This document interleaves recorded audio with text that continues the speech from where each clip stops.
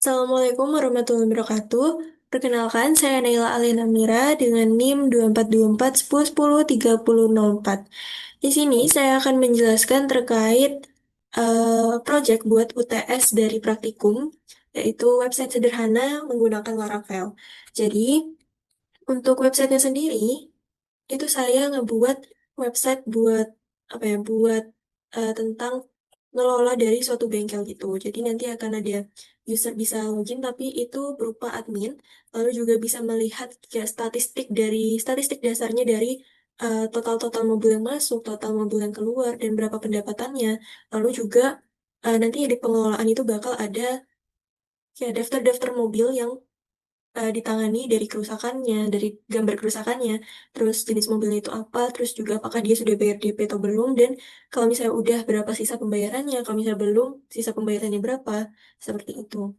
Lalu nanti di profil itu hanya akan menampilkan bahwa status usernya itu apa, dan juga alamat dari bengkelnya tersebut.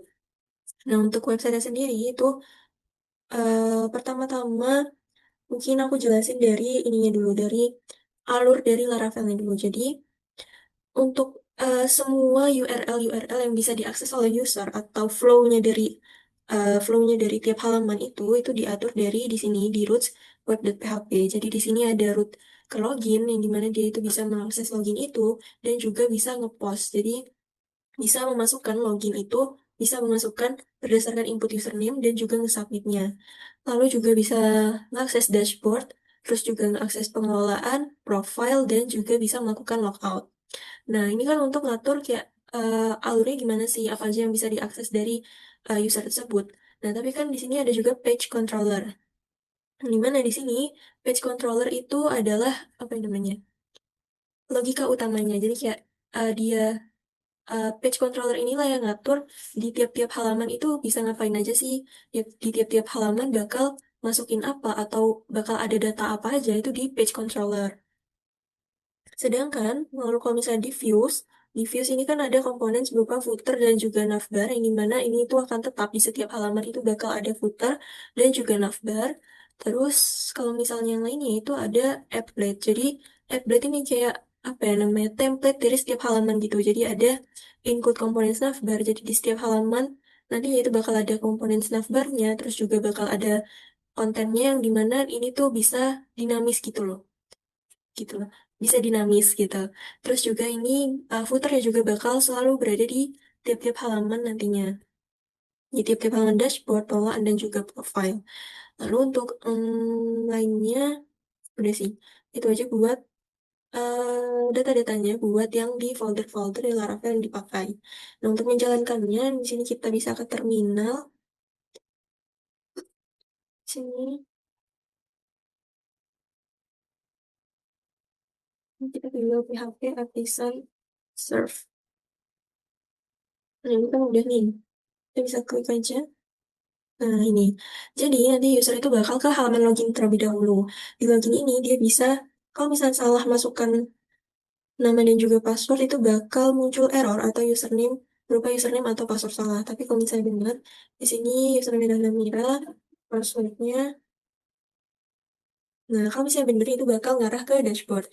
Untuk hal itu diatur di bagian ini. Jadi, itu ada di, bentar, itu ada di sini. Di login Blade PHP dan juga ada di page controller.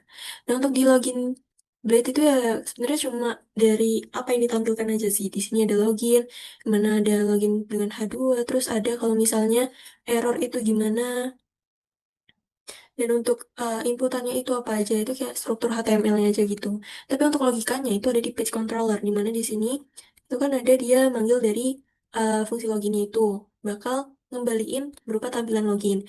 Nah, terus buat nge-submitnya kan dia juga ada nge-post kan dari user itu. Bakal nge-post yaitu submit. Mana username dan passwordnya itu berupa inputnya. Terus kalau misalnya inputnya itu sama dengan ini, yaitu sama dengan Namira dan juga passwordnya sama dengan Namira GNS, maka dia bakal mengarahkan langsung ke dashboard dengan mengambil query parameter username yang sudah diinputkan tadi dari login, yang udah dibawa dari login. Ya, gitu. Nah, tapi kalau salah, maka dia akan kayak tadi tuh yang username atau password salah bakal nampilin pesan error yaitu username atau password salah. Nah, terus selanjutnya di sini tuh kan ngarah nih udah ke dashboard nih. Di sini kan dashboard udah ada URL dengan mengambil query parameternya username Namira.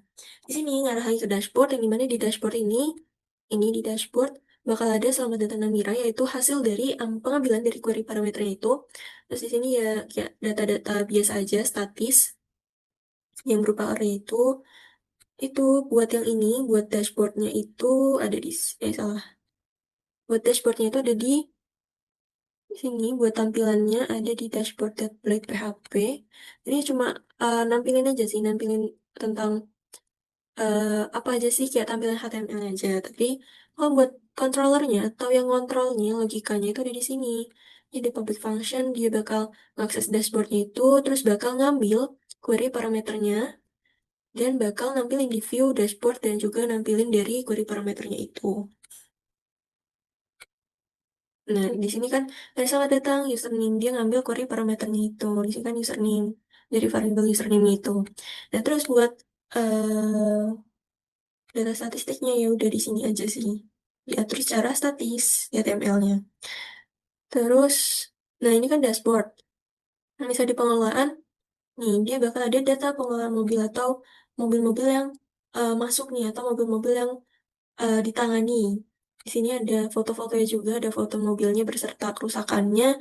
Terus di sini ada mereknya lah, platnya, terus juga ada status, total biaya, DP.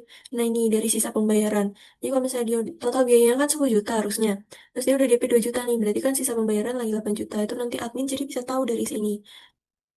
Nah itu di sini. Buat data-datanya itu diatur di public function pengelolaan, langsung diatur di controllernya. Jadi array-arraynya itu ada di pengelolaan di page controller. Mana di sini ada data mobil gambar ya, ya kita masukin lah data-datanya itu ya. Nah terus tadi yang buat pengurangan itu gimana biar dia total, apakah statusnya udah DP, terus total biayanya DP berapa, jadi kalau misalnya udah DP, total biaya itu bakal berkurang itu di logikanya ini for each data mobil. Jadi kalau misalnya dilakukan perulangan, kalau dia ngecek satu-satu itu, kalau mobilnya itu statusnya lunas, berarti sisa pembayarannya kan nol. Tapi kalau enggak, berarti sisa pembayarannya bakal total biayanya itu dikurangi sama DP-nya. Itu buat di sisa pembayaran. Terus nanti bakal nge-return dari tampilan buat pengelolaan dan juga ngambil data dari page controller ini berupa data mobilnya. Nah, untuk view-nya itu ada di pengelolaan.blade. Di sini itu ya tampilan HTML-nya aja. Terus di sini itu dilakukan perulangan buat nampilin data-data mobilnya. Kan data mobil itu nanti banyak, terus juga bisa aja ditambahin. Itu akan dilakukan perulangan. Jadi data mobilnya bakal terus ditampilin, walaupun nantinya bakal ada penambahan nih datanya misalnya. Nanti bakal tetap bakal nambah terus. Karena kita udah ngelakuin perulangan. Perulangan, jadi seberapapun ada data mobilnya itu bakal ditampilin. Karena perulangan ini dengan class card, terus juga ada image-nya, plat, status, sisa pembayaran dengan format rupiah. Seperti itu. Terus selanjutnya di profile. Di profile ini cukup simple aja. Yang penting di sini bisa nampilin selamat datang Namira. Itu di sini. Ini kan pengelolaan. Nah, buat profile di sini simple aja buat nge-public profile. Jadi dia manggil function profilenya menggunakan query parameter tadi.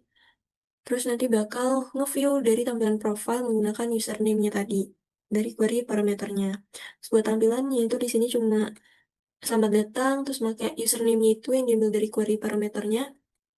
Saya tahu statusnya apa dan alamat bengkelnya di mana. Udah gitu aja. Buat profile.